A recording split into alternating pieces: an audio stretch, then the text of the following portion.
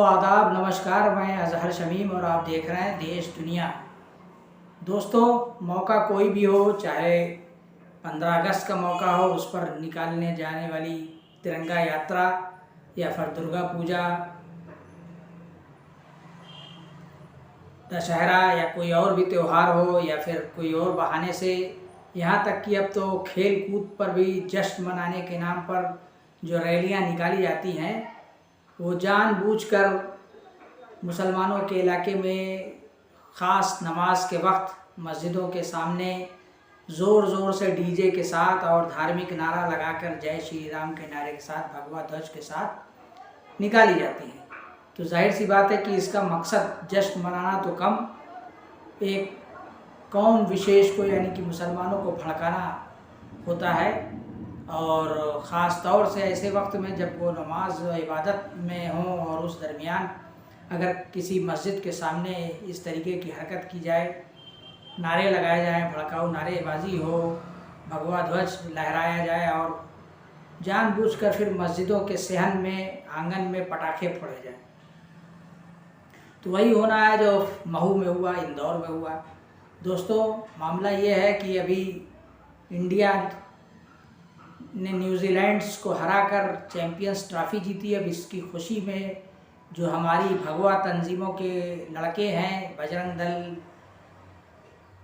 विश्व हिंदू परिषद, ABVP और इस तरीके के तमाम जो संगठन हैं जिनका सिर्फ एक ही काम है कि वो फर्जी राष्ट्रवाद के नाम पे इस तरीके की हरकत करते हैं कि वो कोई ऐसा मौका नहीं छोड़ते कि जब वो मुसलमानों पर हमला करने का बहाना तलाशते रहते हैं। तो उन लोगों ने इस मौके पर, रमज़ान का महीना चल रहा है, तो महू इंदौर की जो जामा मस्जिद है उसके सामने जुलूस लेकर निकले और रात का वक्त था, इशा की नमाज़ हो रही थी, उसमें लोग तरावी में थे।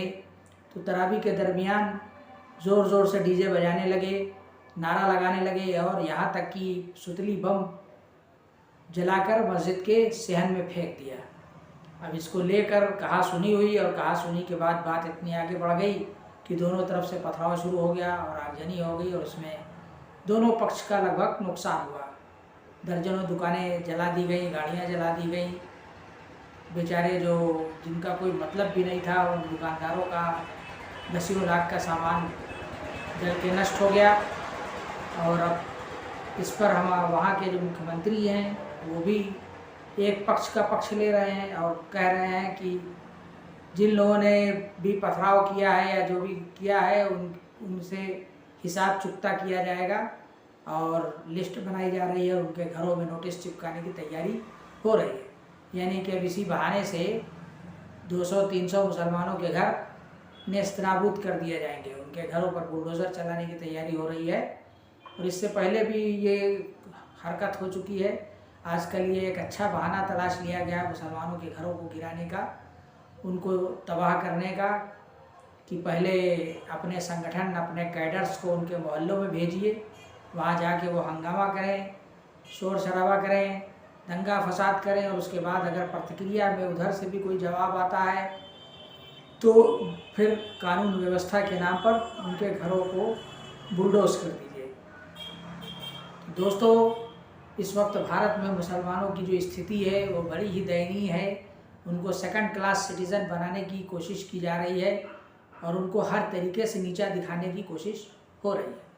हालांकि जो मामले की सच्चाई है वो सामने आ चुकी है। ख़ुद वहाँ के जो इमाम हैं उन्होंने भी अपना बयान दिया है और उन्होंने साफ साफ कहा है कि पहले हिंदू पक्ष की ओर से मामले को ख़राब किया गया और जश्न मनाने के नाम पर मुसलमानों पर हमला हुआ, उनकी मस्जिदों पर हमला हुआ और जब इसके जवाब में मुसलमानों की तरफ से भी पत्थरबाजी हुई तो उसने दंगे का रूप अख्तियार कर लिया। तो अब देखिए कि वहाँ की जो पुलिस अधिकारी हैं, महिला पुलिस अधिकारी, उनका क्या वर्जन है, वो क्या कहे। इंडिया न्यूजीलैंड मैच के बाद कुछ जुलूस निकल रहे थे जिसमें कुछ लोगों ने मस्जिद के बाहर पटाखे चलाए, जिसके बाद दोनों पक्षों में विवाद की स्थिति उत्पन्न हुई और दोनों तरफ से पथराव हुआ। पुलिस बल जो है वो पूरी तरह यहाँ पे मौजूद है और लगातार पेट्रोलिंग भी कर रहा है। अभी यहाँ पे पूरी तरह से शांति बनी हुई रही हैं और आप खुद ही फैसला करिए कि क्या ये वाकई हिंदू मुस्लिम फसाद था या कि स्टेट स्पॉन्सर्ड दंगा था और इसमें पार्टी विशेष के ही कैडर्स उसमें शामिल थे। और हमेशा ये देखा जा रहा है कि आम हिंदू मुसलमान का इस तरीके की घटनाओं से कोई लेना देना नहीं है। वो मिलजुल कर रहना चाहते हैं, मिलजुल कर रह रहे हैं, हंसी खुशी ज़िंदगी गुजार रहे हैं, एक दूसरे से मिलना जुलना है, कारोबार है। लेकिन भारतीय जनता पार्टी, आरएसएस और जो भी उससे जुड़े हुए हिंदू संगठन हैं, उसी के कार्यकर्ता, उसी के कैडर्स किसी न किसी बहाने से मुसलमानों के बाज़ार में, मुसलमानों के मोहल्लों में जाते हैं और इस तरीके की हरकतें करते हैं।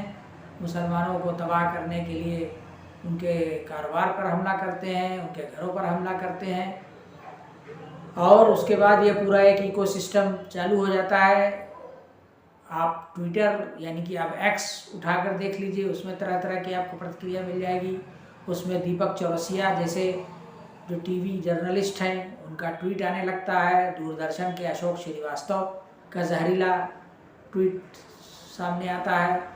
अजीत भारती जैसा जो यूट्यूबर है वो मुसलमानों को गरियाने लगता है।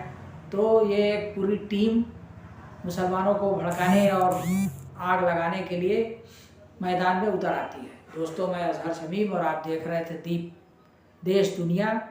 आपसे गुजारिश है कि इस चैनल को ज़्यादा से ज़्यादा लाइक कीजिए, शेयर कीजिए। पहली बार अगर देख रहे हैं तो सब्सक्राइब कीजिए। शुक्रिया।